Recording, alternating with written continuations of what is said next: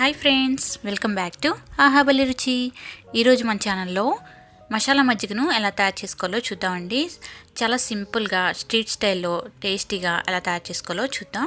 చాలా బాగుంటుందండి. చిన్నపిల్లల నుంచి పెద్దవాళ్ళ వరకు అందరికీ చాలా బాగా నచ్చుతుంది. మరి లేట్ చేయకుండా ఎలా తయారు చేయాలో చూసేద్దాం. ముందుగా ఈ మజ్జిగను తయారు చేయడం కోసం 1 కప్పు వరకు ఫ్రెష్గా తోడుపెట్టుకున్న పెరుగును వేసుకోవాలి.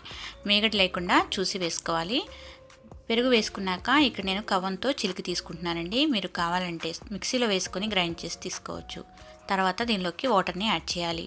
వాటర్ వచ్చేసి ఒక 300 ml వరకు తీసుకున్నాను. వాటర్ కూడా వేసాక మరొకసారి బాగా చిలకాలి. ఇలా చిలికిన దాన్ని పక్కన పెట్టేసుకొని ఒక చిన్న రోల్ తీసుకొని దానిలోకి చిన్న అల్లం ముక్క, చిన్న పచ్చిమిర్చి ముక్క వేసుకొని చక్కగా గ్రైండ్ చేసుకోవాలి. ఇక్కడ నేను రోట్లో దంచి తీసుకుంటున్నానండి. కావాలంటే మిక్సీలో కూడా వేసి తీసుకోవచ్చు. అలాగే కొన్ని పుదీనా ఆకులు కూడా వేసుకోండి. అలాగే కొంచెం కొత్తిమీర, కొన్ని కరివేపాకు రెబ్బలు కూడా వేసుకొని వీటన్నిటిని కూడా మెత్తగా దంచుకోవాలి. ఇక్కడ కొంచెమే ఉంది కాబట్టి నేను ఇక్కడ రోట్లో దంచి తీసుకుంటున్నాను. మీరు కొంచెం ఎక్కువ తీసుకుంటున్నట్లయితే మిక్సర్ జార్లో వేసుకొని ఒకసారి గ్రైండ్ చేసి తీసుకోండి. చక్కగా ఇలా మెత్తగా గ్రైండ్ చేసుకోవాలండి. తర్వాత దీన్ని మజ్జిగలో వేసేసుకోవాలి. తర్వాత దీనిలోకి సాల్ట్ వేసుకోవాలి. నేను ఇక్కడ రాక్ సాల్ట్ వేస్తున్నానండి, ఒక 1/2 టీ స్పూన్ వరకు. తర్వాత దీనిలోకి వేయించిన జీలకర్ర పొడి ఉంటుంది కండి, అది వచ్చేసి 1 టీ స్పూన్ వరకు వేసుకోవాలి.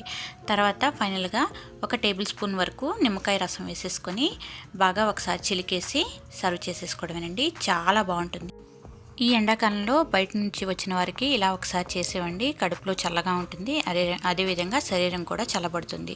మీరు కూడా ఈ రెసిపీని తప్పకుండా ట్రై చేయండి. మీకు కనుక ఈ రెసిపీ నచ్చినట్లయితే లైక్ చేసి, షేర్ చేసి, కామెంట్ చేయండి. మరిన్ని వెరైటీ అండ్ టేస్టీ రెసిపీస్ కోసం మన ఛానల్ని వెంటనే సబ్స్క్రైబ్ చేసుకోండి. Thank you for watching.